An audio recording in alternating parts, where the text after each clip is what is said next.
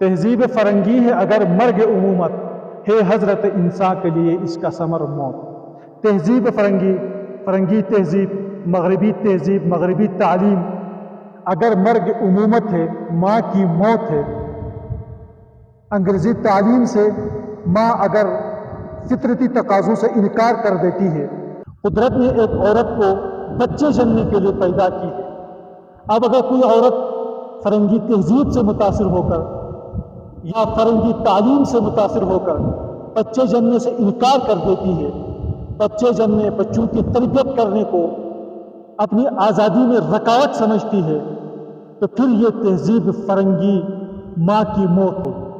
جب ماں کی موت ہوگی، مرگ عمومت ہوگی، تو پھر انسانیت پہ اس کا اثر کیا پڑے گا؟ کہتے ہیں ہے حضرت انسان کے لیے اس کا ثمر موت۔ اگر ہم مغربی تعلیم، مغربی تہذیب سے متاثر ہو کر کوئی عورت یہ نعرہ لگاتی ہے کہ میرا جسم میری مرضی، میں بچے نہیں جنتی، اس کا مطلب یہ کہ وہ انسانیت کی موت کو اوپر تلی ہوئی۔ جس علم کی تاثیر سے زن ہوتی ہو نازن، جس علم کی تاثیر سے زن ہوتی ہو نازن، کہتے ہیں اسی علم کو ارباب نظر موت۔ جس علم کی تاثیر سے، جس تعلیم کی تاثیر سے زن ہوتی ہو نازن، زن نازن ہوتی ہے، عورت نازن ہوتی ہے، عورت اپنے آپ کو، عورت کی جو فطرتی تقاضا ہے اس سے انکار کر دیتی ہے، تمام فطرتی تقاضوں سے انکار کر دیتی ہے۔ جیسا کہ آج کل ہم بابو سر ٹاپ پہ ہوتے ہیں، یہاں پہ ہر قسم کے لوگ سیاحت کے نام پہ آتے ہیں، یہاں مرد زن ہر قسم کے لوگ آتے ہیں، لیکن ہم دیکھتے ہوتے ہیں کہ عورت مرد سے بھی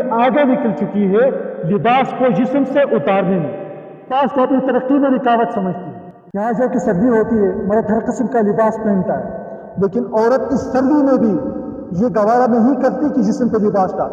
اور اس قسم کی تعلیم کو سمجھنے والے لوگ کیا کہتے ہیں؟ کہتے ہیں اسے علم کو ارباب نظر موت۔ سمجھنے والے لوگ اس قسم کے علم کو، اس قسم کی تعلیم کو موت کہتے ہیں۔ جس تعلیم سے، جس علم سے زن نازن بن جائے، عورت اپنی فطرتی تقاضوں سے انکار کر جائے، اس علم کو، اس تعلیم کو سمجھنے والے لوگ موت ہی کہتے ہیں۔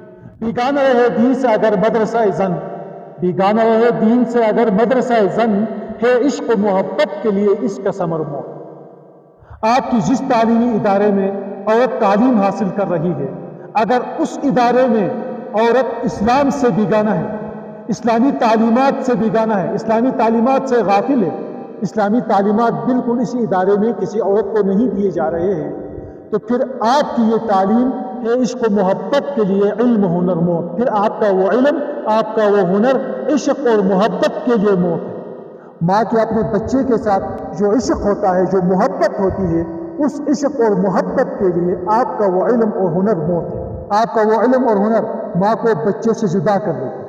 اس لیے ہمیں چاہیے کہ ہم تمام تعلیمی اداروں میں اسلامی روایات کا خیال رکھیں، اسلامی اصول، اسلامی اقدار کو ملحوظ خاطر رکھیں۔ اگر ہم لحاظ نہیں رکھتے ہیں تو ایک دن ایسا آئے گا کہ ہمارا اندرون خانہ زندگی، گھریلو زندگی، معاشرتی زندگی تباہ ہوگی۔ پھر ہم ہر قسم کی کوشش کریں گے لیکن دوبارہ اپنی معاشرتی زندگی کو بحال کرنے میں ناکام ہوں گے۔